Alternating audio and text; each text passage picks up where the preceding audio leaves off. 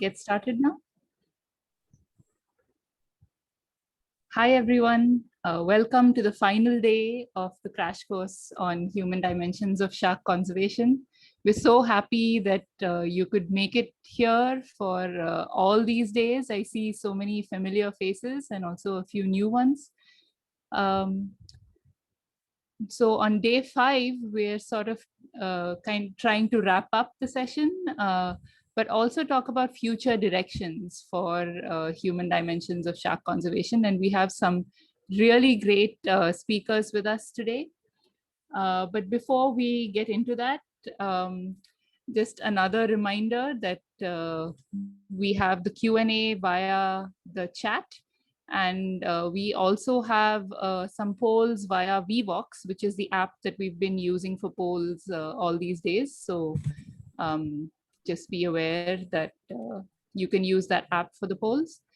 So today, we hope that you will have a more detailed understanding of how technology and social media can be harnessed for shark conservation, that you will understand some methods and approaches that are already in use, as well as their pros and cons, and be aware of the practicalities and considerations for using technology and social media. And we are glad to introduce you to some experts and additional resources that you might be able to use to inform your own work. So the agenda for today is that we will have talks by David Schiffman and Diogo Verissimo. David Schiffman from Arizona State University will be telling us about how to harness technology and social media for research and behavior change. And we'll be talking about lessons from Why Sharks Matter. Diogo will be telling us about lessons from digital marketing, gaming, and online surveys. After this, we will have a Q&A. We will also take a few questions after each person's talk, but then we'll sort of restrict the main questions to the panel discussion after both the speakers are done. And finally, we hope to have some feedback from you guys about the course and also what we can do in future to help you with respect to this Human Dimensions Working Group. So a brief introduction to our speakers. David Schiffman primarily works in the USA and has been, at least I've been following him since his days of Southern Fried Science and these various other blogs that he's had. Oops, sorry. Diogo is based at the University of Oxford.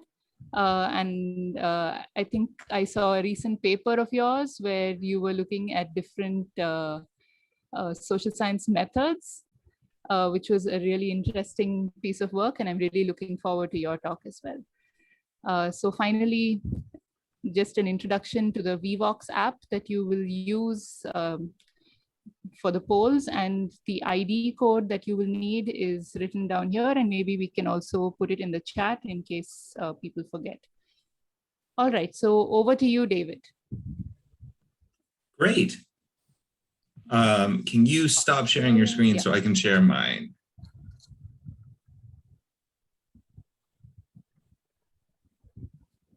Oh, yes.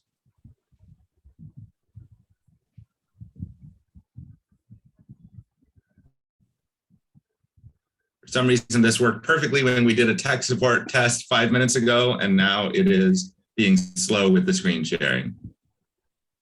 Yeah, something's... We've got you now. All right, great.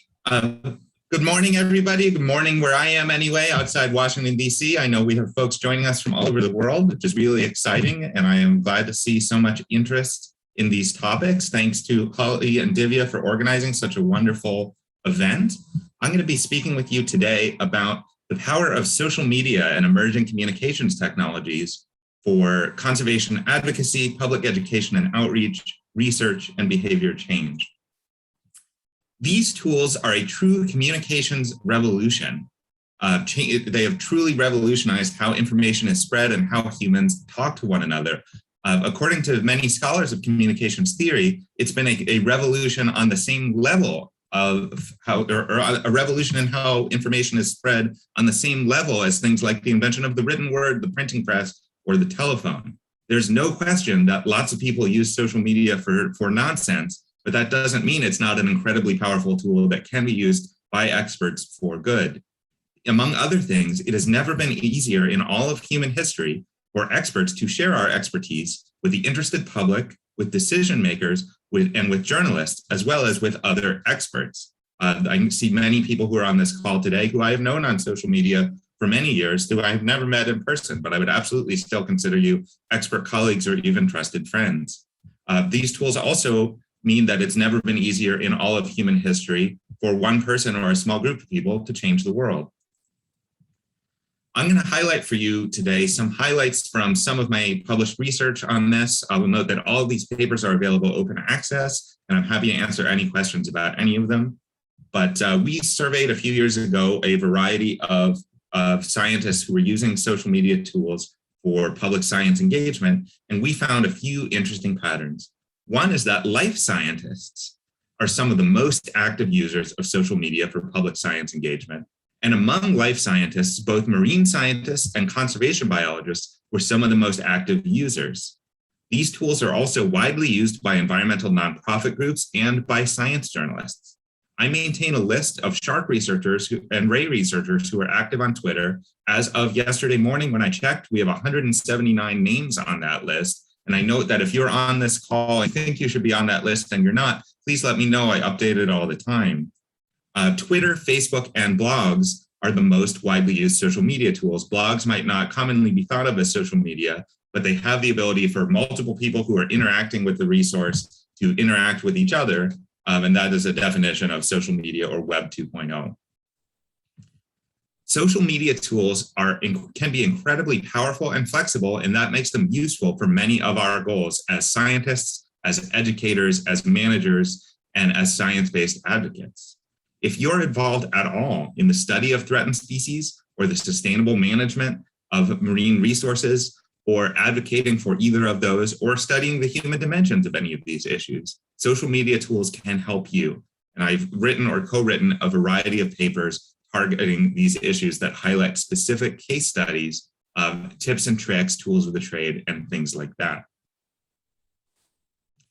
Among other things, these tools are incredibly powerful at amplifying our reach. As experts, we can get our message out there in a previously unheard of rate, even 5 or 10 years ago. The traditional way that experts would share our information with the interested public is we would write a peer-reviewed published paper or report, and you would contact your institution's press office, and maybe they would agree that it was interesting enough to write a press release, and maybe they would have time to write a press release, and maybe they would do a good job with the press release, and maybe a journalist would agree to cover it, and maybe that journalist would do a good job distilling your message. Or I can just share the message directly myself to thousands of people. This figure comes from an analysis I did of the Twitter conversation surrounding the International Congress for Conservation Biology in Auckland, New Zealand in 2011. And I want to highlight a few things for you here. One is just by bringing one person who is good at this into the fold, an event can hugely amplify their message. Don't worry too much about the specific numbers here, the results of a proprietary algorithm, but basically higher on the y-axis means more people saw tweets that day. And the x-axis is different days of the week where the conference was taking place. The red bar is the conference conversation without me. This was at the time one of the most Twitter-friendly conferences ever, with about 1,000 attendees and about half of them on Twitter. The red bar is the total reach of the conversation without me, and the green bar is just me. So by bringing in one person who's good at this, an event can hugely amplify their reach. The other thing I want to highlight here is this was an event that had about 1,000 conservation experts from all over the world, but over 100,000 people all over the world saw at least one tweet from the meeting, according to our analysis. So this is it can be a hugely powerful tool for amplifying our reach. Some case studies of things that are discussed by experts on social media: job ads, grant advertisements, discussing the issues of the day in the news, highlighting what's new in the peer-reviewed literature, both your papers and papers that you read and think are interesting, sharing adventures from the field and ways that people can get involved. Natural resource management agencies use these tools to reach out to stakeholders and alert them of regulatory changes that are being proposed and ways that they can submit comments for or against those changes. Professional societies highlight the work of their members. Scientific journals highlight in this case, this is an editor-written blog that highlights their favorite papers of the month. So there's an enormous amount of professional content being shared on social media. Social media tools can also be used to combat misinformation and disinformation, which absolutely is a problem in environmental science, conservation, and sustainable management. Targeted expert messages, making sure that it cannot necessarily stop the spread of misinformation, but they can make sure that it doesn't stand unchallenged in the public arena. And I think recent events around the world have shown that there's value in making sure that demonstrably false information is not allowed to stand unchallenged in the public arena. And they can also slow the spread of misinformation. If people see a scary piece of information about environmental science, they might be tempted to share it. But if they immediately see an expert who they know and trust say, this isn't quite right, maybe don't share it, maybe they'll think twice and it'll stop the message from going viral. As social scientists, and I know many of the folks on this call are, we commonly document the knowledge, attitudes, and practices of stakeholder groups, and social media tools allow you to do this on a previously unheard of scale, both in geographic scope and temporal scope, because these tools are, or these messages shared on social media are archived and searchable, which means that you can find messages from large groups of people going back many years without having actually been involved in the conversation or traveling all over the world. There are important ethical implications that modify the standard human subjects research ethics practices that I'm happy to discuss if people are interested, but I definitely want to flag that those are there. But among other things, not only can we document knowledge, attitudes, and practices, but we can identify illegal practices and problematic attitudes related to natural resource management in a way that you might not be able to with traditional survey methods. For example, we identified during my PhD hundreds of cases of illegal handling of endangered species of sharks in Florida.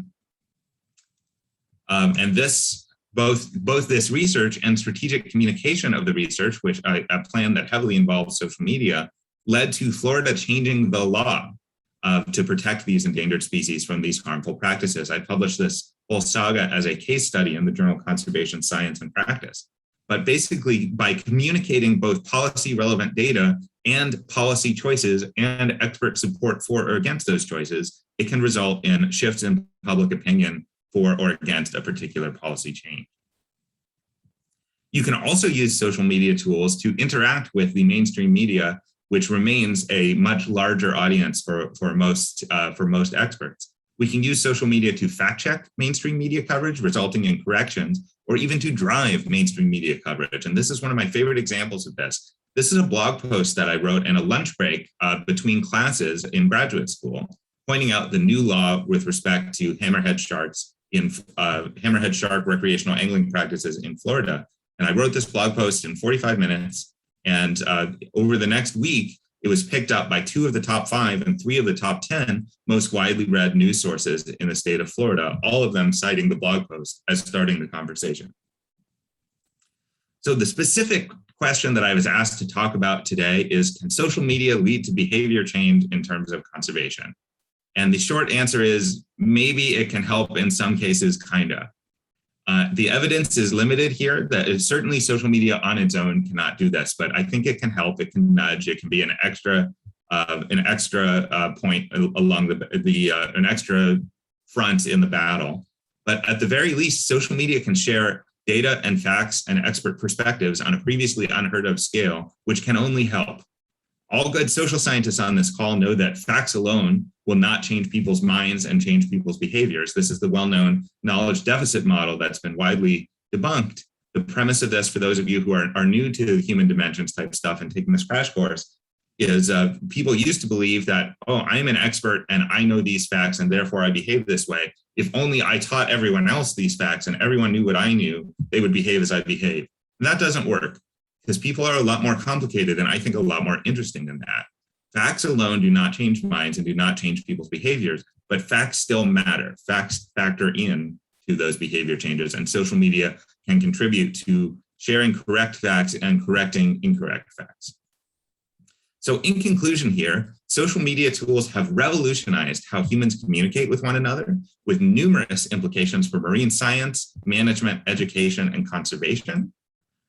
If you are interested in learning more about these topics, I invite you to follow me on social media. Yes, I do have a tie that says that. I am on Twitter, Facebook, and Instagram at WhySharksMatter. WhySharksMatter@gmail is my email address. Why Sharks Matter is also the title of my upcoming book. I want to thank Hollie and Divya for organizing this wonderful crash course. Thanks to my many co-authors and colleagues whose work is cited here. I want to thank you for listening, and I want to note that I also do offer professional development training sessions designed for early career researchers and managers and conservationists if you would like to learn more about how to use these tools. Thank you. Thank you so much, David. That was such an interesting topic that I don't think many of us have been thinking about seriously. And yeah, it was just eye-opening in many ways. While we wait for questions from the audience, I wonder whether you could maybe answer a question of mine. Sure. Yeah, so I am definitely interested in spreading the word through social media and things like that. But I think at least where I work in India, the social media scene is quite spread out. So there are a bunch of like educated upper class people who may use the traditional Twitter, Instagram kind of things. And then there are like the general public who uses other things. Until recently, it was TikTok. And now that TikTok has been banned, it's a whole bunch of other things. And so as a person trying to reach out to people, I'm just like, I cannot possibly be on all these platforms doing, verbal tweets on one hand and making videos on the other hand. Like this sounds like a whole new job that I should be doing. So how do I manage all of that? Yeah. So yeah, it's a lot. To be involved in all of these different things is absolutely a lot of work. And one way to get around that is to work in teams and find, if you're on Twitter and someone else is really great at Instagram, work together and coordinate messages. And if you work for different nonprofit groups or have different policy goals, find the areas on which you agree and work on those together. If people are spread out, if your target audience is on a variety of different social media platforms, just focusing on one will not reach your whole audience. And if your target audience is not on a particular social media platform, it does not matter how brilliantly crafted your tweets are if the people you're trying to reach are not using Twitter. The example that I use, I did a professional development training session on this just last night for some NOAA summer scholars here, that we were scattered all around Washington, D.C. And I said, if I open my office window and stick my head out the window and scream as loud as I can, you will not hear me, even if I have even if my message is really important and really carefully written. So it's important that you go where your audience is. The advantage of this is social media platforms know who their audience is, and they advertise it, and they share this freely because that's how they attract advertisers. So we can take advantage of this. If your audience in the United States anyway, if your audience is younger people, then you're talking TikTok or Snapchat. If your audience, as it is for me, is what we call is policy wonks or journalists or decision makers, Twitter is the most powerful tool ever made for that. People always giggle when I use this example, but it's a serious example and the company brags about it. If your audience is unmarried Western women in their 30s, Pinterest is the best tool ever created to reach that audience. And so knowing who your audience is and knowing what the best tool is for the job is a critical part of this. And if you don't have the resources to commit to posting regularly on 5 or 10 things, work with other people who do and share the work, share the benefits. Great question for sure. Great. So now we seem to have some audience questions also. A lot of people like fishing. Avik says, a lot of people like fisher communities use social media largely for entertainment. Is there scope for approaches beyond educational material in such cases? Yeah. So people, when you're doing public science engagement and what is sometimes termed outreach, though that term is falling somewhat out of favor in some circles at least. The goal is not just saying, hey, do you want to come sit in a dry, dark lecture hall and listen to me talk at you for 2 hours? So if people are using social media for entertainment, then make your engagement entertaining. There are absolutely ways with narrative, in terms of narrative structure and storytelling, that science and conservation stories would be fascinating to an audience of fishers if presented correctly. Certainly, you can't be preachy. You can't start from the premise that I'm better than you. You need to listen to me. But there are absolutely ways that you can handle that. But be aware, if you're entering a space that already exists, that was created not for you, to be respectful and listen to cues of whether or not you're invited in. Listen, generally speaking, and a really effective way to engage with, or at least what I found in the United States and Canada for engaging with fishers, is listen more than you speak. Be extremely respectful. I've found that fishers are shocked when I say things like, "Oh, that's an interesting point," because they're not used to scientists saying that to them.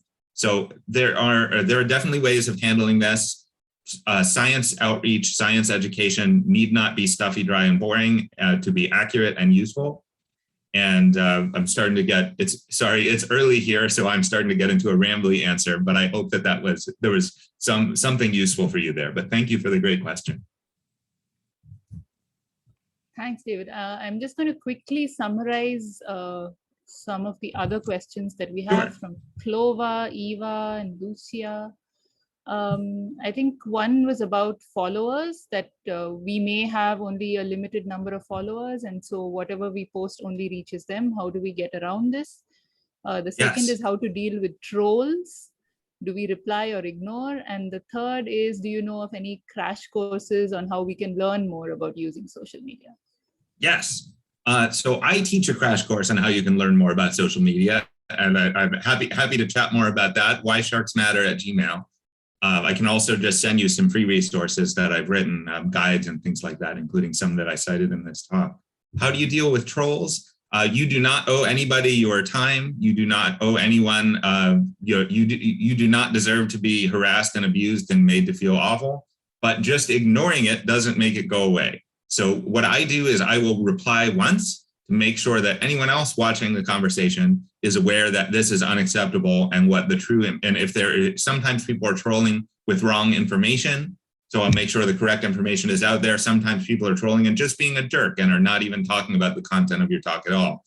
Then I'm just saying this is unacceptable behavior. I'll reply once, then I'll block the person usually.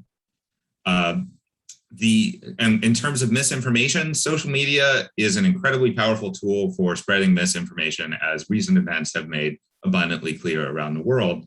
And we can't stop that yet. Only the social media companies can choose to do that, and they've largely chosen not to. There have been some interesting exceptions lately that show that they do know how to do it and can do it relatively easily, which means they're choosing not to. So we can't stop that, but what we can do is make sure, again, that this wrong information doesn't stand unchallenged. There's a thing about human nature that people do not assume that a piece of information is just entirely made up. Most people can tell, oh, this person's a little bit fringe, but maybe there's something to what they're saying. So maybe it's not a secret Illuminati conspiracy of lizard people to control your brains with this vaccine or whatever, but maybe the vaccine's not entirely on the up and up. Maybe there's something a little bit questionable happening here. So making sure that you say there's literally nothing to this. This is entirely false. Here is that example is a little fraught because public health messaging is very different than conservation messaging. But just in general, responding matters. Don't spend all day arguing with crazy people about whether or not the sky is blue, because you will not win. Scientists, one of the most common mistakes I see when scientific experts in particular start getting involved in social media is they want people to say, you know what, you were right, I was wrong, I'm sorry. That does not happen. I have seen that happen exactly once in 13 years on social media, and other people did not believe me that it happened. I had to go back and find a screenshot. So do not chase that dragon. You will not catch it, and you will just spend all day getting frustrated. And at the end of the day, you'll be behind on work and stressed and not even remember what the argument was about. So respond once, respond forcefully. You must be professional. Someone else being a jerk does not give you license to be a jerk. You can totally lose an argument in the eyes of in the eyes of your audience even if you're totally right and they're totally wrong, by how you conduct yourself during that argument. Okay, great. Thanks, David. I think there are other questions, but we'll take them later during the panel discussion. Sounds great. Thank you, everybody. And now we welcome Diogo to make his presentation. Thank you. Thank you very much. Let me get this shared. That should be working now. Wonderful. So thank you everyone for coming to this session, and thank you for Hollie and Divya for having me here as part of this course. It's really great to be able to share with you some of the bits and bobs around marketing, the digital space, and biodiversity. So I want to start by talking to you about why, the way I see it, at least, conservation really is about digital marketing. It is about digital marketing because digital is how we can best future-proof our communications. We've seen 2019 be the year where more than half of the planet's population is now online. 57% of the households are connected to the internet. We have 84% of the world covered by 4G. Well, of the area where people live covered by 4G, which means that throughout the next decade, we're only going to see more and more people around the world being connected. So if we're thinking about the future of communicating to people, this has to be through digital.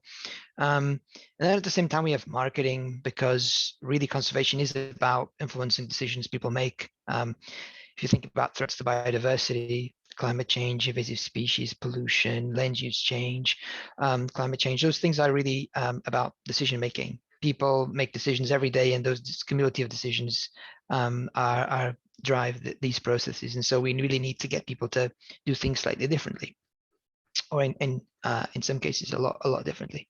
And so really it's really a critical component of conserving biodiversity.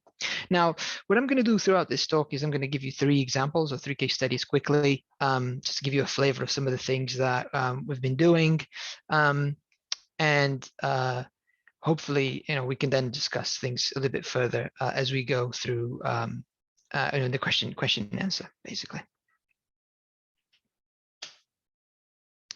So mobile games. So one thing we've been experimenting at On the Edge Conservation. So besides being based at the University of Oxford, I've also worked with On the Edge Conservation as their head of impact and measurement. And one thing we've been experimenting with is the use of mobile games to influence behaviors that are relevant to conservation. So we, well, before that, I'll just make the point that often when we think about games or digital games, we think about consoles, and certainly, people my age, that was sort of the sort of prevailing sort of model. But mobile tablets and smartphones are already about 50% of the market, and they're the segment that are growing the fastest. So in the next probably 5 years, they'll become pretty dominant compared to PCs, compared to console, compared to all of these other formats. And so really, mobile games have tremendous potential to help us reach not only audiences around the world, but also audiences that are not necessarily primed to engage with biodiversity content, right? Audiences that wouldn't necessarily watch a documentary, for example, right? So at On the Edge Conservation, we've been exploring mobile gaming. We developed this game called Kakapo Run, which is our first game. You can get it Android and Apple, and you can get your smartphone right now and find it anywhere you look.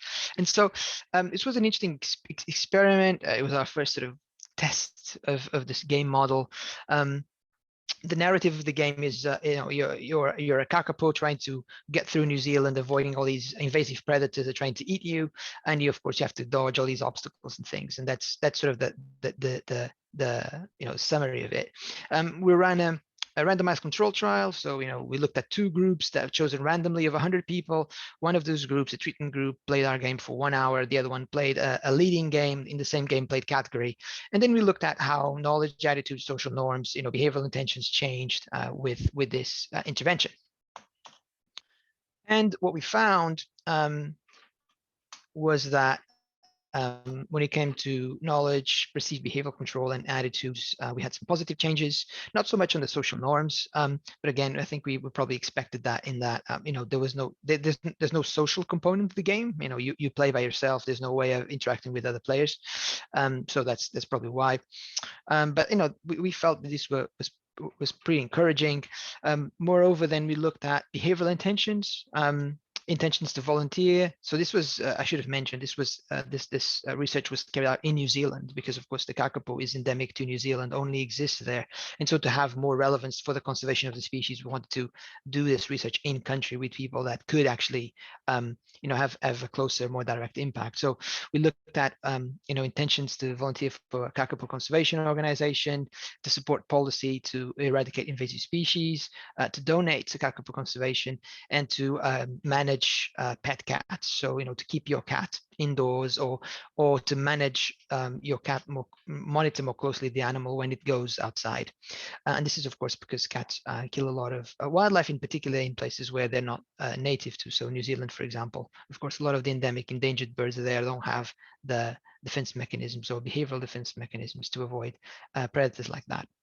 And what we found was that just playing 1 hour of this game increased willingness to volunteer, also willingness to control cats. But I should say, and you can probably see that with the huge confidence interval, that actually, and this was a misstep on our side, we didn't actually recruit all of our participants to be cat owners, and which means that our sample was smaller. For this particular variable, we only had 60 people, as opposed to the other ones we had 200, and that's why the confidence interval is very big. And although we saw a positive impact here, we're not as certain, as confident in this result as we are in the other ones. But still, we find that it's an exciting outcome, I think, from this experiment that we had, to see that a mobile game could drive these types of results with a relatively small time investment.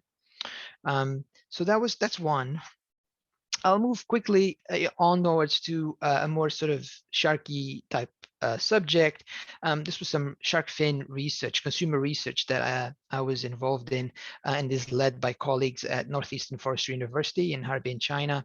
And this started with this idea that a lot of there are no doubt even campaigns to reduce demand for shark fin in numerous countries. We actually know very little about the profile of these consumers and their preferences. What are the drivers of their preference for shark fin? And so we set out to do this research. We set this out as a choice experiment, where basically we have shark fin soup bowls with different attributes, and we ask people to choose which one they prefer.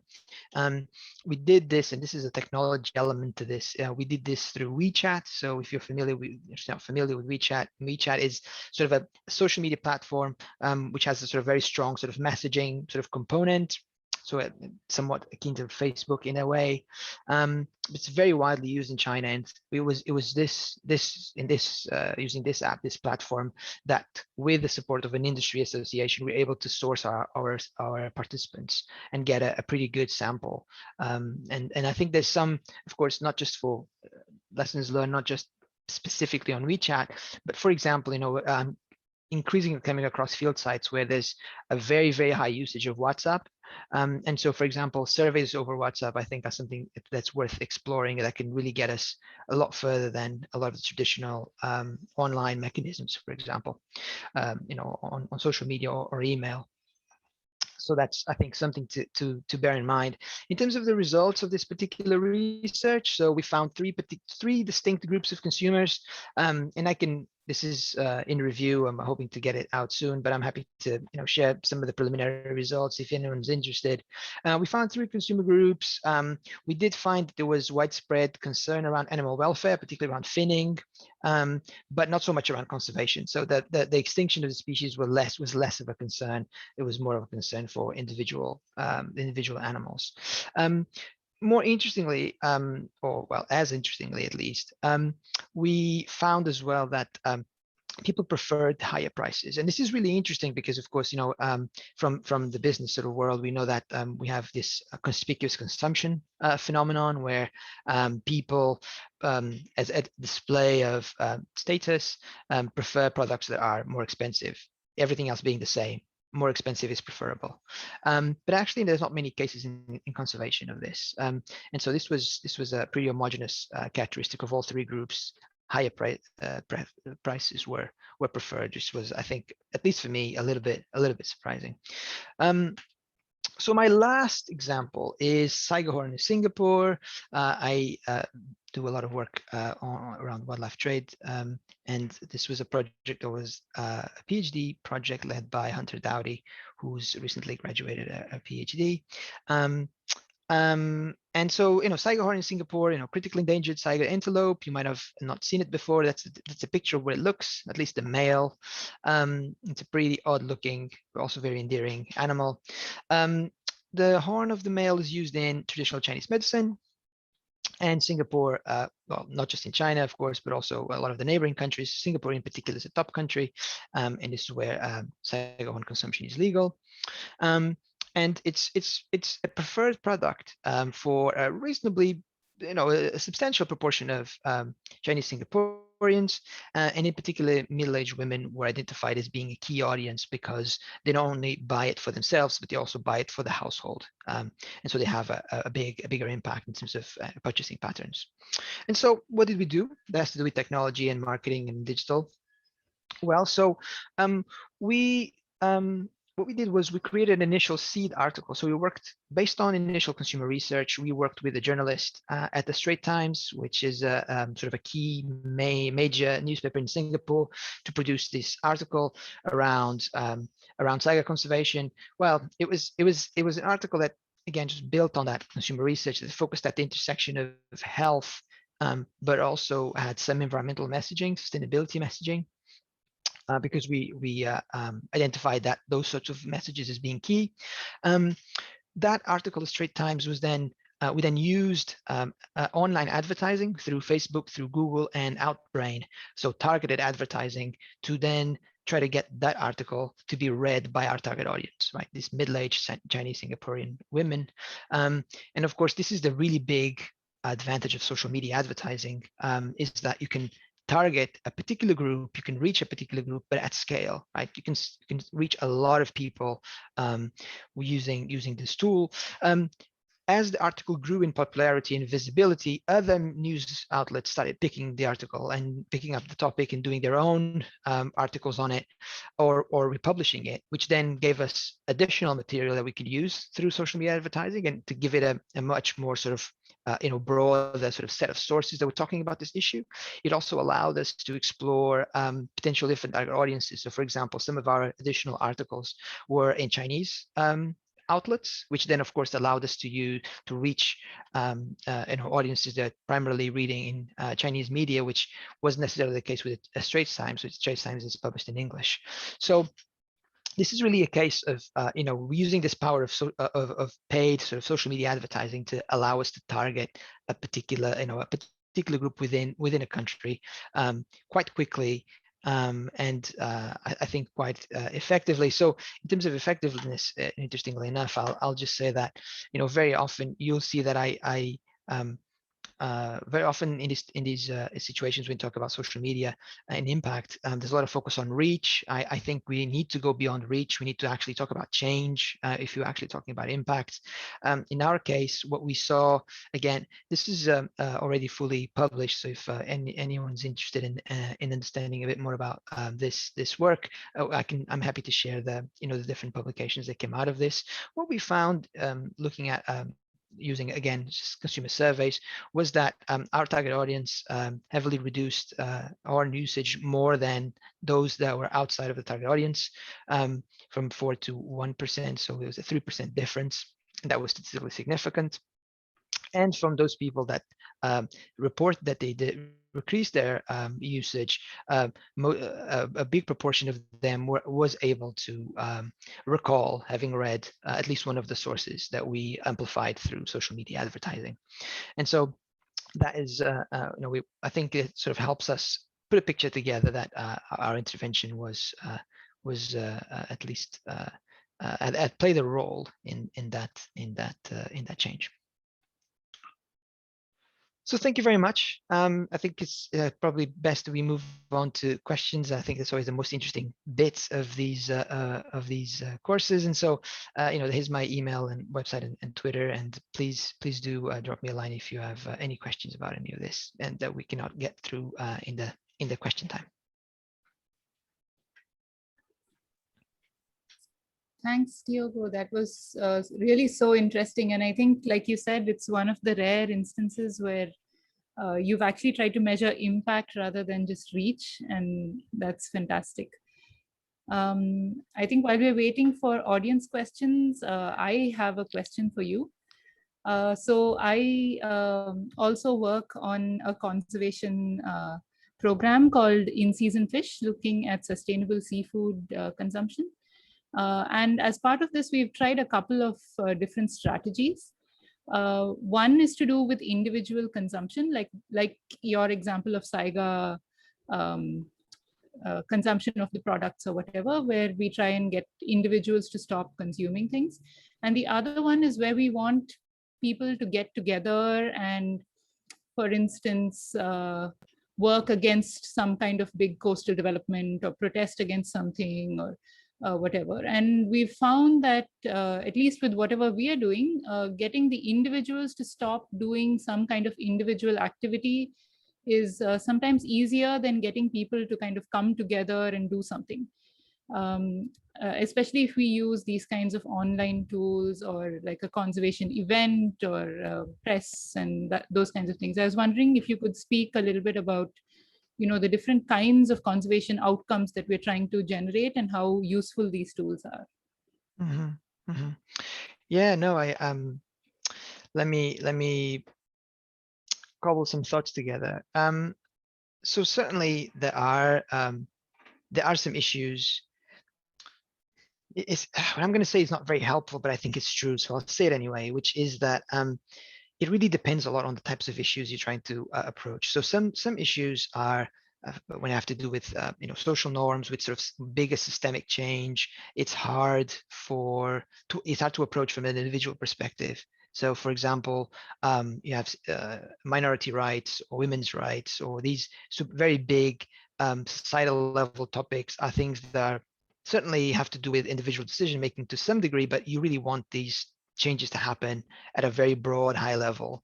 And when it comes to that, it is about social mobilization. It is about getting people to come together to drive this change. And so there's that side of things. When it comes to a lot of these more market-based, consumer choices, then I think individuals have maybe a bigger role to play, and you can certainly try to focus more on the individual levels, just decision making, even if a lot of the times individual level decision making is also dictated by the context, like the physical, the social, the cultural context in which you're in, that determines what you're gonna choose. So for example, a really good example of this is a shark fin in China. So in 2013, the Chinese government passed a law that outlawed the serving or the buying of luxury dishes for government functions, so events sponsored by the government. And that is very likely the reason why we've seen ever since then a decrease in demand, or a decline in demand for shark fin in China. And of course, that's not necessarily a sort of conservation measure in itself, but it was a broader measure that was focused on public spending, so curbing public spending, so not even really to do with sustainability itself, but it was a broader measure that was taken, and that had it appears at least a substantial impact in those measures. So I guess what I'm trying to say is that there are certainly a diversity of different outcomes from the individual to the government level that you could be leveraged, and these just depend on the issue you're trying to influence and the context you're working in, which is sort of a little bit too general, but hopefully it's a little helpful. We also have a question from Sally in the chat, which says, in the Kakapo game, you list behavioral intentions under the questionnaire segment. Could you give an example of behavioral intentions that you were mentioning? Yeah. So behavioral intentions were things like, I intend to volunteer for a Kakapo conservation organization in the next 3 months. So that's an example of the volunteering. Or I intend to donate to a Kakapo conservation program in the next X amount of time. So those are the types of intentions that we're talking about. So if people in essence, it's sort of a statement about future behavior, right? And the reason we do that, I know, of course, it's much easier, or not much easier, but it will be much better, much more robust to measure actual behavior. But in some instances, it's really difficult. So, for example, one thing I didn't talk about the Kakapo study was that we tried to do a follow-up survey, and it's not only it's more costly because the more data you collect, the higher the cost, but it's actually really difficult as well to get people to reply to follow-up surveys. And so, because of course the ideal situation would be that we have a pre-survey, people play the game, we have a post-survey, and then we come back 3 months later or 6 months later and survey the people again and ask them about what they've done, right? That would be the ideal situation, but that becomes really difficult, not just in terms of cost, but also in terms of finding the same people throughout time to make sure that we have the same sample, right? We can track people through time. It becomes quite challenging, and so we compromise somewhat. And try to go for these intentional measures, which are more informative in some cases than others, to be honest. Okay, and then we have a question from Elisa. What marketing strategies do you think will work to target artisanal fisheries in order to be sustainable? Yeah, so it's, unfortunately, I really wish I had a really good answer to that. It just depends. It depends on what it is, sadly. I know I keep saying this, but it's true. So in any project that I've worked in, well, in the vast majority of projects I work in, when we try to design a behavior change intervention, we spend about a year just doing consumer research or user research or audience research, depending on what it is you're interested in. So if this is about sustainability of fishing, and maybe this is already done, in which case it's great. Just invest some time in doing mixed methods research, qualitative, quantitative research around what are the particular behaviors you want to change, who are the specific groups of people. So even within fishes, there's likely to be subgroups. Different fishes will behave differently or use different gear, or whatever it might be. There's probably some heterogeneity there, and really get to understand the motivations and the context in which the behavior happens, so that you can have a better sense of what to do.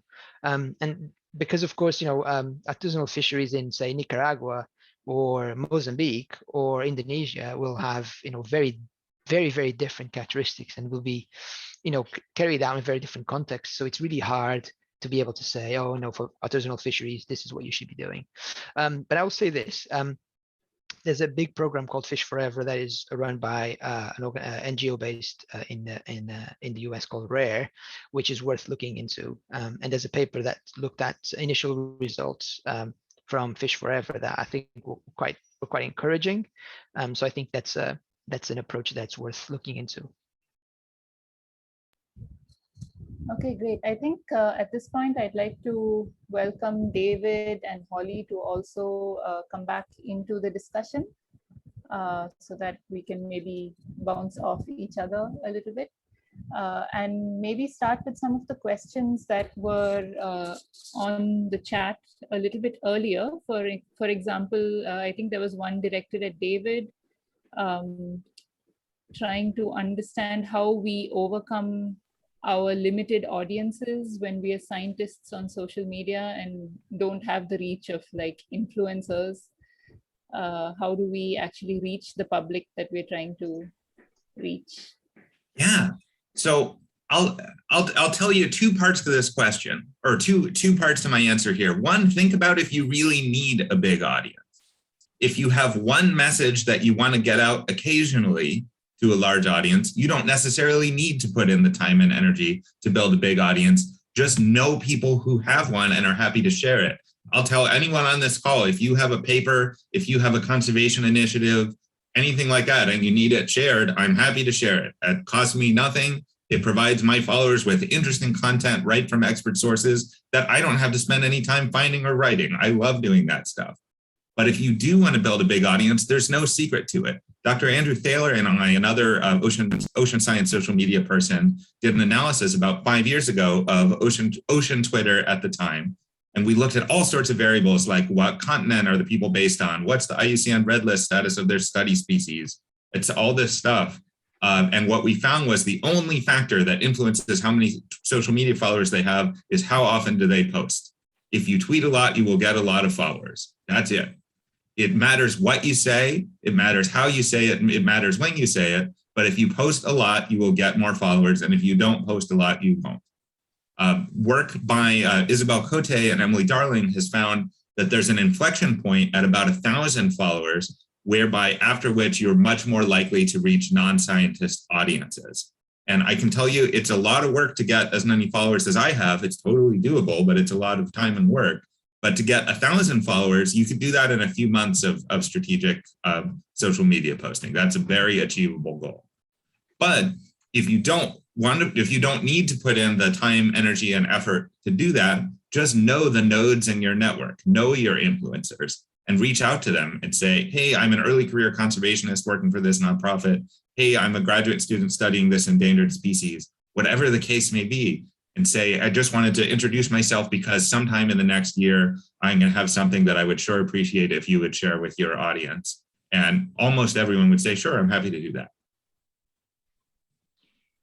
Maybe can I sort of add to that and kind of continue the conversation? I think one of the, or sort of part of the question, and I liked this term, was the concern about preaching to the converted. So the people who follow you and even follow influencers are already interested in these issues. And so I think there's something interesting about how do we break down the bubbles that we exist in. And I think then a kind of follow on is, and I think this was sort of a question in the chat as well. Sometimes there are issues with influencers or people who have big followings on social media kind of sending out problematic messages or the wrong messages, or these really over the top polarizing look at these evil shark fishers, or and that sort of they have a huge reach, but they aren't necessarily helping. So I think two sort of related questions there. Yeah, what are your thoughts? Yeah, so if you ask someone to retweet your tweet, and for those of you unfamiliar with Twitter, what that means is you are the one who wrote something, someone else shares it verbatim, word for word. So if I were, for example, to retweet something of Divya's, then my followers would see it, even if they don't follow Divya, they would see it exactly as Divya wrote it, and they would see it came from Divya. So asking someone to share your message is different from asking someone to create their own message. And sometimes people are even happier to do that because it means they don't have to first spend the time to write a message. The problem with relying on outside people to spread your message is you have no control over what they say and no recourse if they say something problematic, which, as you know, absolutely does happen way more than I'd like. But if most people are happy, yeah, sure, I'll just retweet your message because that takes a second. What was the second part there? I guess preaching to the choir. Yeah, preaching to the choir, and also how do we kind of, I guess, sort of separately to them re-spreading our messages. How do we figure out tackling your sort of very influential social media-y people who don't necessarily have a helpful message to share? So for preaching to the choir, one thing that's always troubled me about that phrase is no one ever criticizes the preacher for preaching to the choir in an actual church. Preaching to the choir is how you get the choir to sing. It matters that you get people on your side excited about something. But social media, absolutely, there are bubbles, but when things start getting shared widely, they break down past those bubbles. And you can tell when that happens because you start getting a lot of new followers. You start getting a lot of questions that sort of don't sound like they were written from academics. So it does work. It's not perfect, but it's the one advantage of these tools is they're free. In terms of reaching out to influencers, one thing that I do with science journalists and environment journalists is I offer to give background briefings that, hey, I see that you write about these topics. I don't have a particular story to pitch to you right now, but I know there are a lot of areas of confusion in this space. And I wonder if you'd be willing to chat with me on the phone for half an hour so I can just tell you what the state of the field is and suggest some experts for you to reach out to in the future. And I've done that for some non-journalist influencers as well. You can't control people, but you can at least make sure that they're exposed to the right information and have access to it. And I think there's a difference between someone who really, really wants to help and wants to do the right thing and doesn't have the right information yet and is willing to learn versus someone who wants to just kick over the anthill and watch the ants run around. So learning the difference between those two groups is important. Diogo, I think you wanted to add something. Yeah, I just wanted to come back on this issue of influencers. I think very often the selection of influencers is really quite critical. And sometimes you have, this happens a lot. I think conservation organizations or conservationists reaching out to influencers to get messages out. But I think it's really critical to realize that it's not just about audience size. Sometimes it's really driven by who has the most followers, who has the most, when actually it's really about the fit between your message and your image, the influencer's audience and the image of the influencer, right? So these things have to sort of coincide in order for the message to sound sort of, to be believable, right? And I think that's, we're now starting to have quite a little bit of research coming out on the use of influencers and celebrities in conservation, and we're starting to see that it's actually a bit more complicated than it seems. It's not just about getting the person who has the most followers to tweet about something. It really is. It's about it's much more strategic than that, right? So you do need to think through, how to best align, make all these stars align, right, for this to resonate. Yeah, the International Pacific Halibut Commission, I think that's what IPHC stands for, there's an interesting case study of this where they are a fisheries management organization that's very active on social media, and they don't have a huge following, but like all of the Pacific halibut fishers are their followers. So when they post something, a few hundred people see it, but it's their entire target population. And there are certainly lots of cases in environmental advocacy where I'd rather have 50 people who work for a particular industry and live in a particular place than have 50,000 people who are just random ocean enthusiasts from all over the world. So absolutely, who you reach is often more important than how many people you reach. Excellent point. Yeah, and I think that goes back to Diogo's, I think the third case study as well, about finding your target audience. And getting the message to them. So actually, sometimes you can sort of panic about trying to spread a message far and wide, whereas actually, if you sort of figure out what your message is and who matters, you can be sort of a bit more strategic and targeted about it. I was just wondering, in terms of social media, how and also the video games that you were talking about, whether it makes a difference in terms of time scale, because social media things like evaporate within 24 hours or whatever, but maybe with a video game that message kind of stays on longer if the person is playing. I was just wondering if you could speak about that a little bit. Yeah, in terms of the game, one thing that to bear in mind, I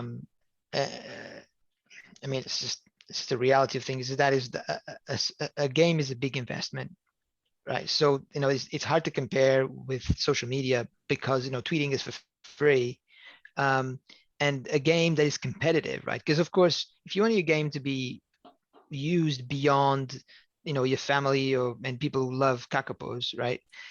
You need to have a game that's competitive, right? In terms of, and it's fun. It's just as fun as other games out there, and there are a lot of games out there, a lot, right? So it's a big lift in terms of resources, in terms of planning, in terms of design, all of that. So I think that's the first thing to bear in mind. I mean, the second one then is, yeah, I think it does have enormous potential because of the way that people use it, right? So people use it on downtime, for example, commutes, or you're waiting for whatever it is, just play a little bit. So there's a lot of potential for these games to be used sort of as messaging channels for some of these key biodiversity related messages. So that's I do think that there's a lot of potential there, particularly if you see how much the gaming market has grown, right?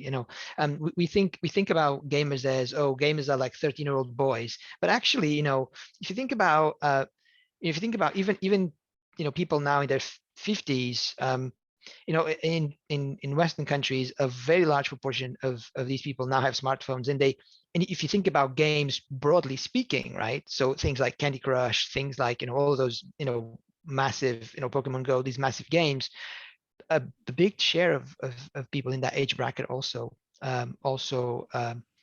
play games, and in these countries, at least, we have better data for most gamers actually women.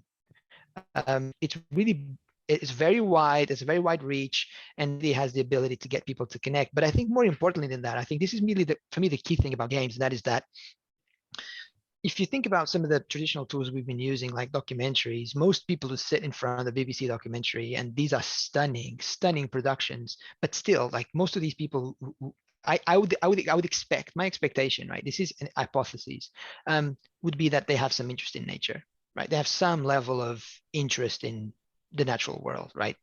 Because they chose to sit there and have that experience. Now, I think we can break that a little bit with games, and you can make something that is just fun, right? People just have a good time, play a little game, and sort of through that be able to influence groups that traditionally wouldn't interact or engage with sort of traditional outreach sort of channels.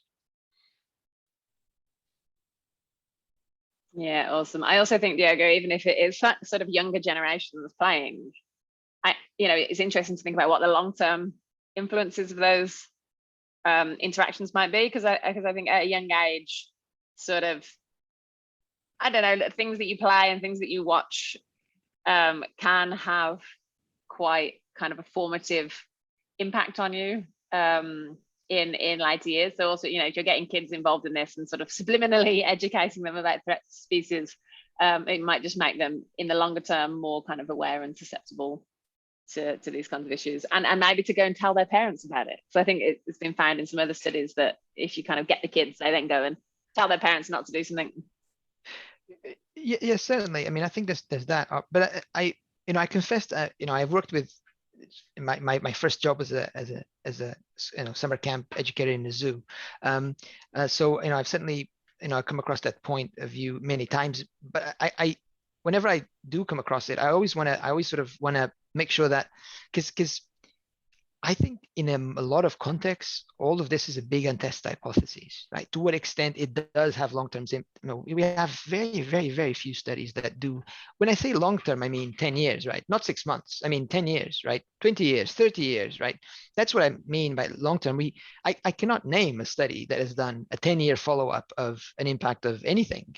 And in terms of children, yeah, I mean, there's some studies that support that, but I think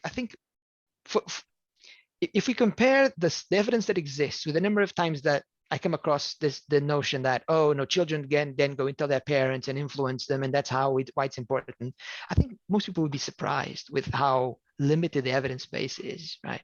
And I think that's certainly one field where I'm hoping to do more work in the future, and look into that a little bit more in detail, to really see, to what extent do we see that transmission of knowledge? To what extent do children really impact sort of household? Because of course, the flip side argument, right, is that, if you're 7 years old, the scope of your decision making is pretty limited, right? you don't have a budget, a salary, you don't make really a lot of decisions in terms of the purchasing patterns of the household, right? It's pretty limited, right? So that's the counterpoint. And I think, I think it's definitely an issue that's worth a bit of a more in-depth look.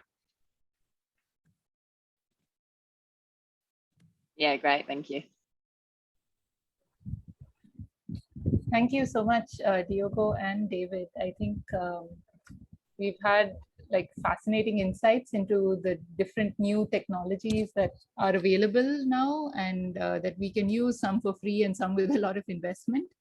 But yeah, definitely it's at least things that many of us may not have thought about before. And probably, David, you'll have a lot of people reaching out to you now, both for your courses as well as happy to help however I can. Yeah. I think maybe we can move on to the next part of this of today's program, which is to talk about the Human Dimensions Working Group itself and how we can, work together now to do more human dimensions work in shark conservation and shark research, as well as how we can help you in terms of putting together resources or various other things that we can do to help. Maybe Hollie, would you like to start us off? Sure. So we've put together another VBox session. I'm going to share my screen for that one. And this involves a series of questions to get everybody's inputs in terms of needs and next steps, and how can human dimensions sort of help your work and help us to implement the shark specialist group strategic plan. And then there's some questions at the end that are sort of some general feedback questions about the course overall. It'd be great to get your thoughts on how the course went, what you guys learned, and potentially any feedback for future courses. So as before, if you go to vbox.app and then enter that ID number, you'll be able to see the polls, or you can just sort of scan this QR code using your phone, and you'll be able to enter the polls as well. And I'm going to start the first poll.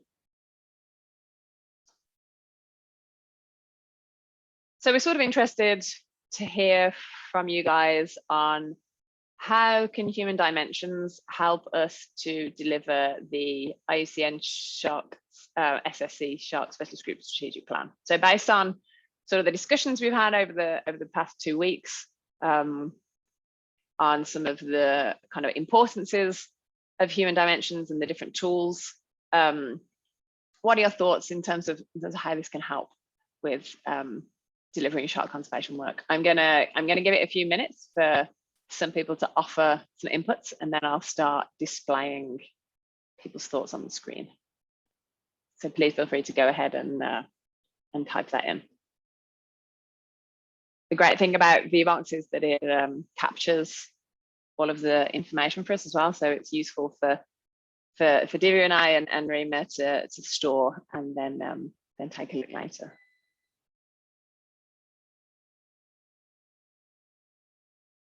Okay, I'm going to start displaying some answers.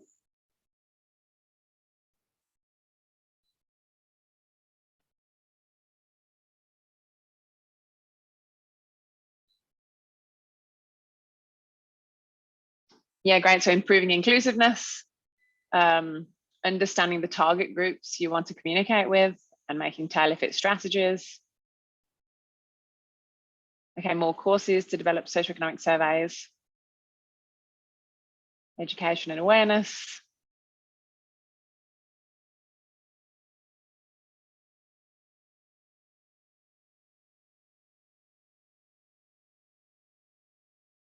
Working effectively with local communities, measuring behaviour change.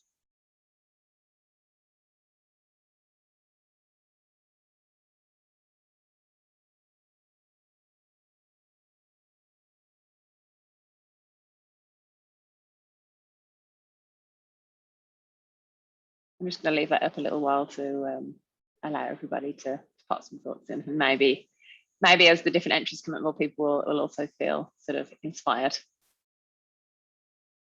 Yeah, bringing harmony to conflict when many stakeholders are involved. I think that's a really good point. Often shark conservation involves lots of people.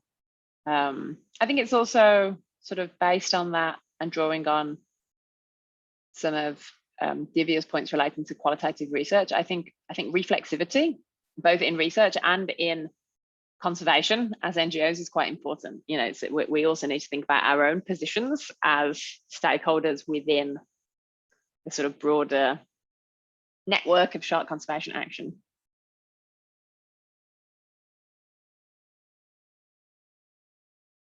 Seeing lots of people mentioning inclusiveness, behavior, synergies between Indigenous knowledge and science research.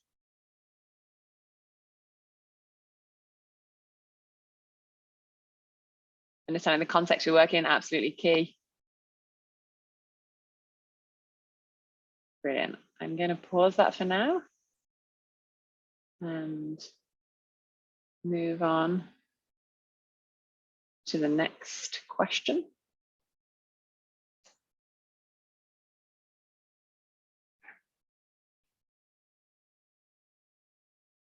So what are the needs? What I mean by this is, if we want to use human dimensions to help people implement their shark conservation plans and the shark specialist group's strategic plan, what are some of the outstanding needs of different people within the shark specialist group and more widely?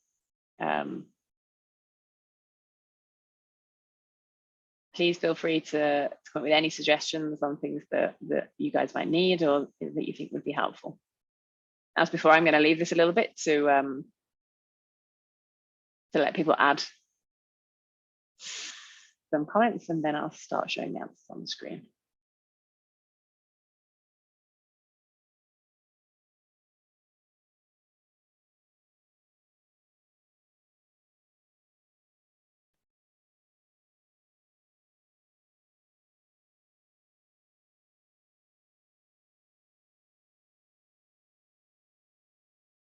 Already some great suggestions here. Training in really big letters, so that's obviously a popular one.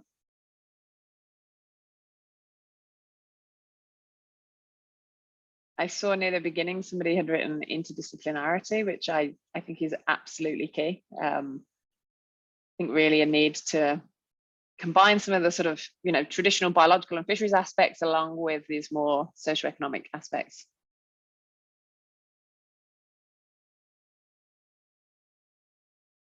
Collaboration, community engagement. I think also communication, which came in right in the beginning, which we spoke about on day 3 and also today. I think it's good to communicate it not only back to the communities that we work with, but also to wider communities.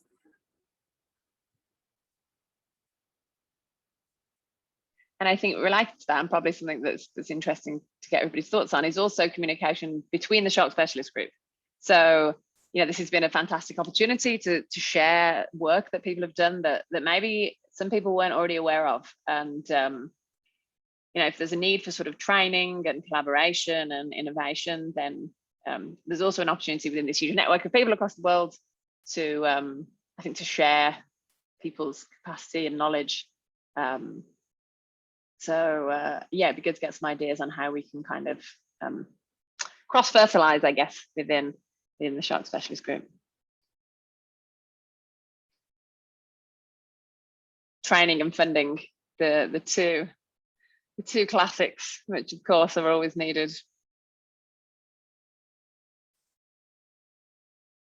Okay, great. I think I'm going to move on to the next one.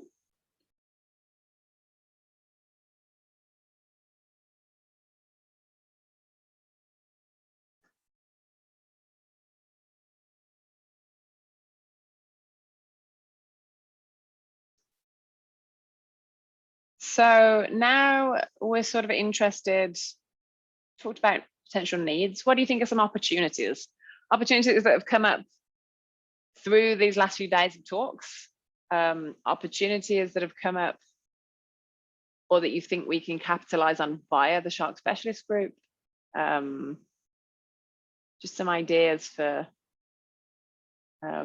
opportunities that we could use to sort of improve adoption, implementation of human dimensions in the future.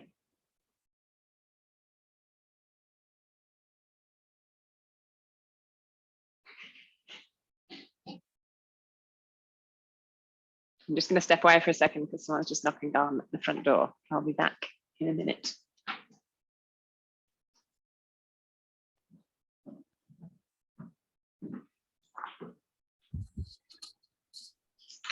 So it looks like collaboration is a big one. So maybe that's something that we could work on through the working group to get more people in touch with each other. Networking and collaboration.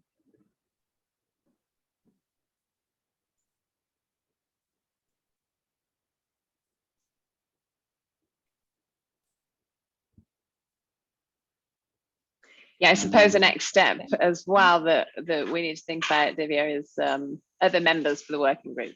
So I think some of the other working groups have started recruiting people. So I guess we need to figure out that too. So I will do a sort of more structured or formal process, but do reach out to us after this if you're interested in being part of the working group. Yeah, so there's a lot related to collaborations. There's the singular and the plural and networking, and yeah.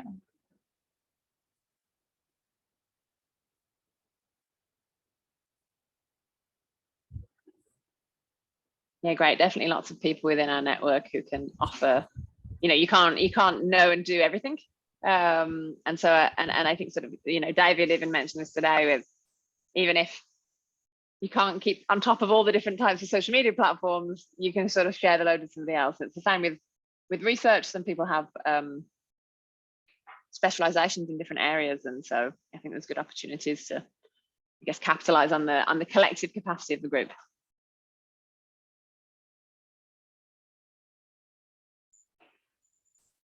Okay, brilliant. I'm going to stop that and go to the next one.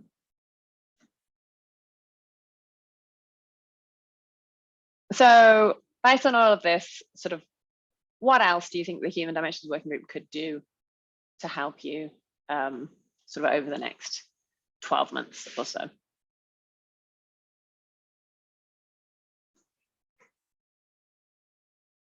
We can't give you funding, I'm afraid. So that, I know that was a big need, but sadly we don't have that capability, but hopefully we can solve some of the other ones.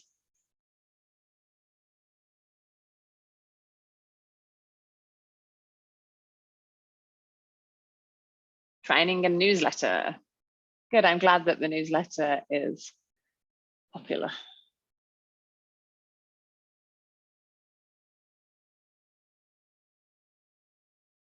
Study design feedback. I really like that. And actually, I think having a little network of people who are, willing to co-author or co-collaborate different pieces of research, and sort of finding the experts you can go to offer inputs to your study designs, and then, help with writing or analysis. I think that's a really good idea, having a little co-writing club or something. Training and courses seems to be really popular. Capacity building.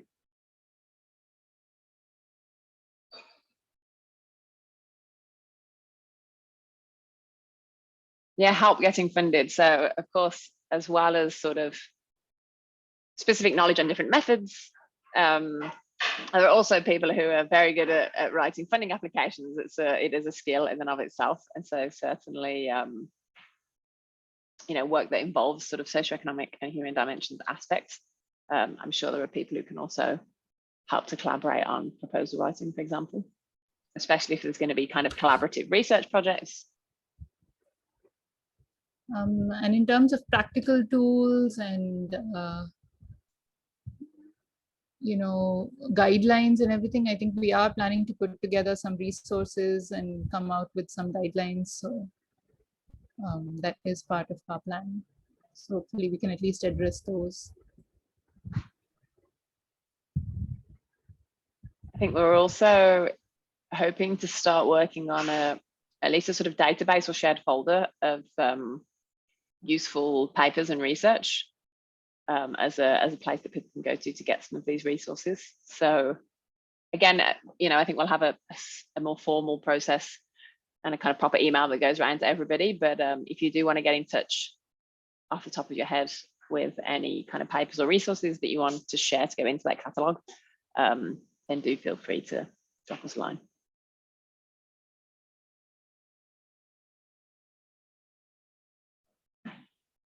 These are all great, really useful suggestions. Okay, I'm going to stop this one.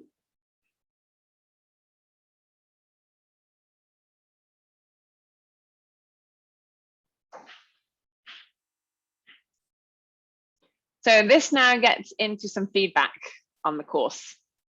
This is really useful for us to sort of understand how the course went and if it met the sort of needs and objectives. So first question is quite simple. On a scale of 1 to 5, how would you rate this course overall? 1 being not good and 5 being very good.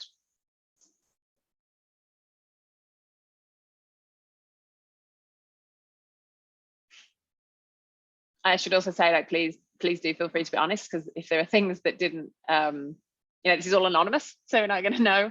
And if there are things that didn't work out as you expected, then we'd really like to know that, because it helps for next time. But it's good to see this is overall at the positive end of the spectrum, so that's a relief.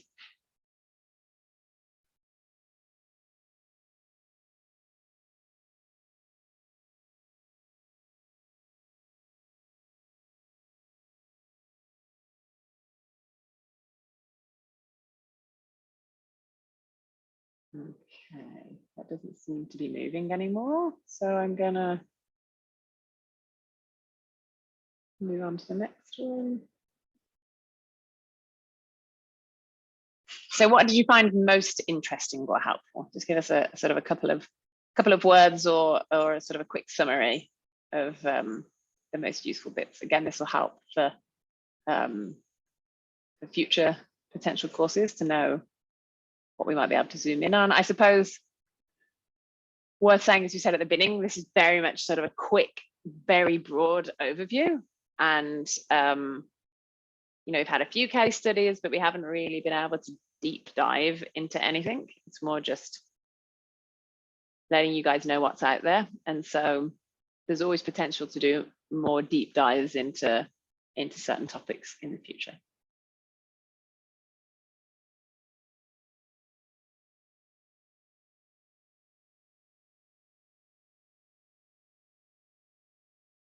So I'm seeing lots of people saying case studies, methods, global representation.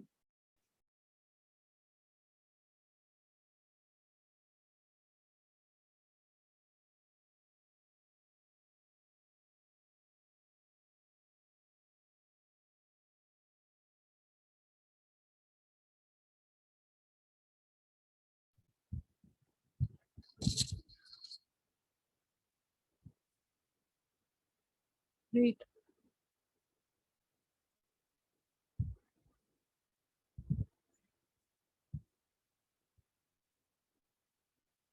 Yeah, so it seems like the case studies were really helpful.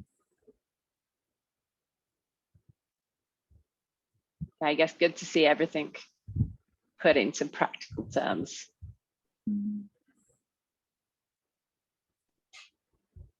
I see somebody's mentioned day 4 in particular. I mean, I enjoyed all of it, but I found yesterday quite inspiring actually, because it was nice to see some sort of conservation impact and a good diversity of projects across the world.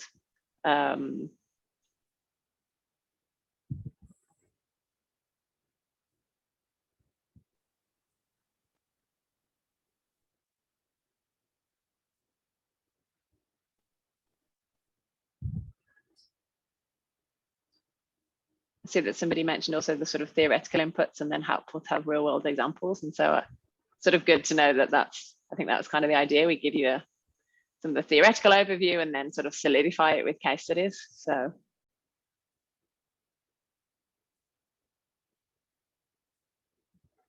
Okay, brilliant.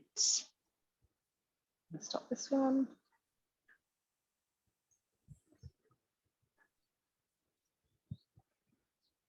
And now, was there anything that you feel didn't go so well? Any suggestions for how it could be improved in the future? I guess obviously quite tricky given so many people online, different places in the world, different time zones, different languages. So sort of interesting to hear from you guys how we might be able to improve any glitches in the future.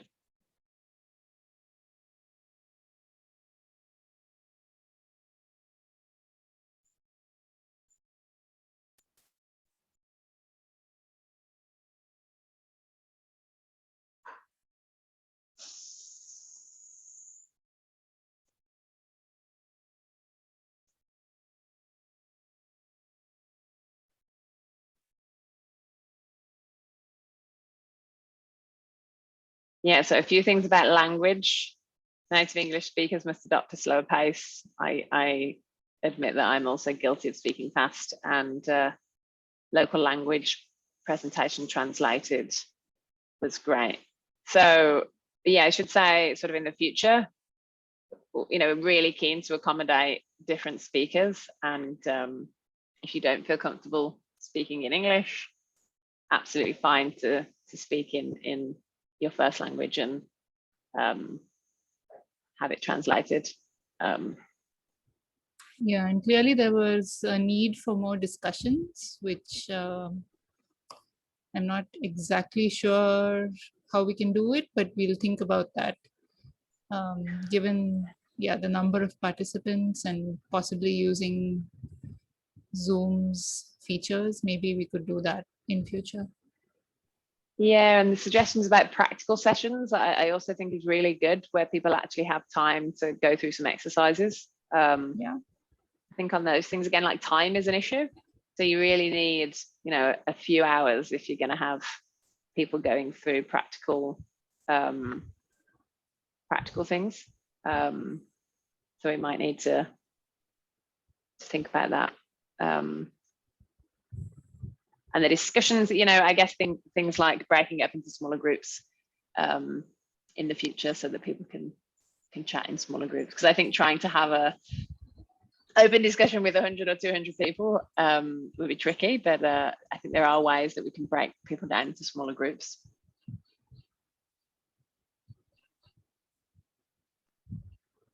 Yeah. I'm glad the polls have been useful. I've just seen that feedback, so that's good.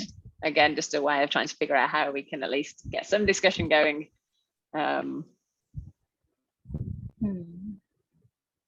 Okay.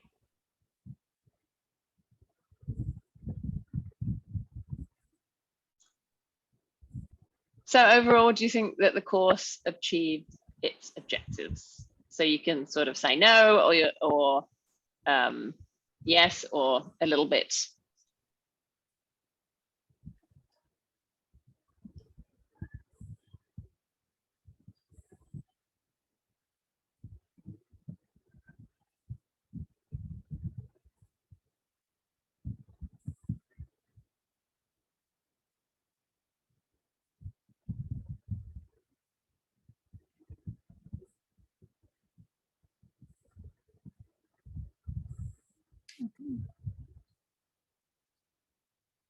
I guess it would be good to know, I don't know if I've included this as a question, but maybe there'll be somewhere, I think there are some more text questions coming up. For those of you who have answered partly, it would be useful to know which objectives you think weren't met. That'd be really useful. Yeah.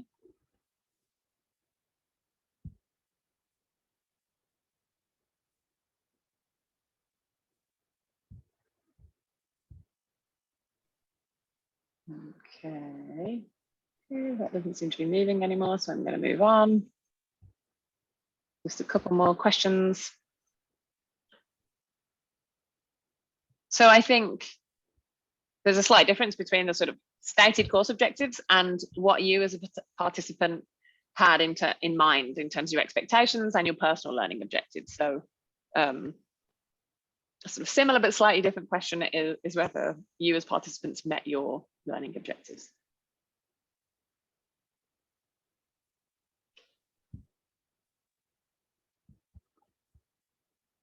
Okay.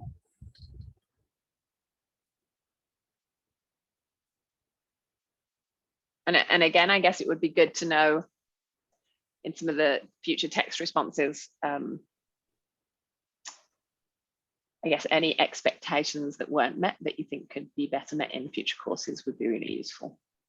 And also just to say, if you do want to email us rather afterwards, then please feel free.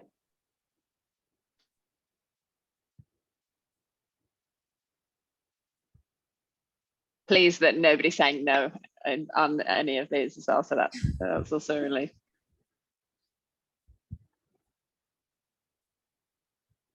Okay, good.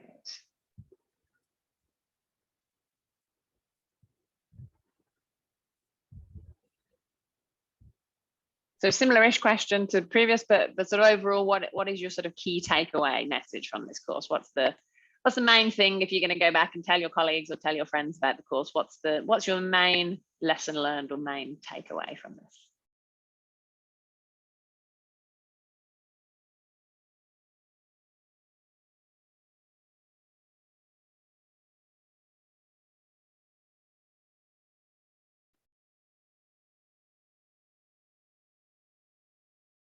Yeah, brilliant. Work with communities, assessing human dimensions properly can make conservation far easier. Yeah, lots of people want to do this kind of work but don't know how. I think that's a really good point. I think lots of people that go into conservation are trained as biologists, and so don't necessarily have a good, don't necessarily feel comfortable with the sort of more socioeconomic aspects.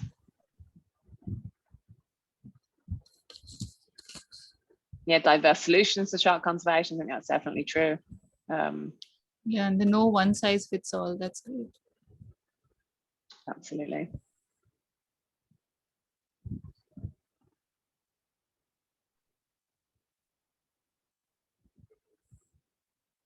Yeah, I like, so the point about we really need to reach out to others in the field to share experiences and ask for help. I think sometimes people feel nervous about asking for help or nervous about emailing somebody they don't really know because they think they're busy or, but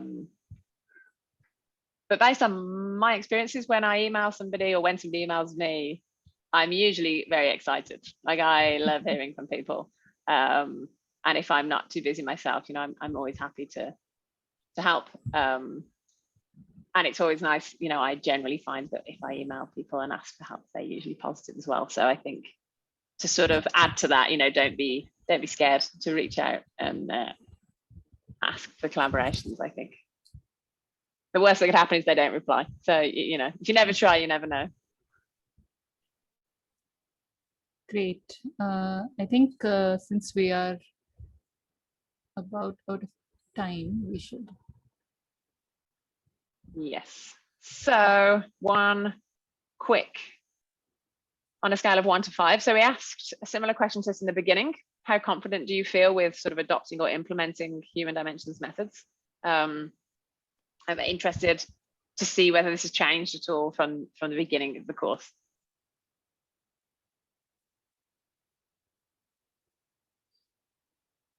I think that has changed. I think before it was quite heavy on the 3, but now it seems to have increased a little bit around the 4. So that's good.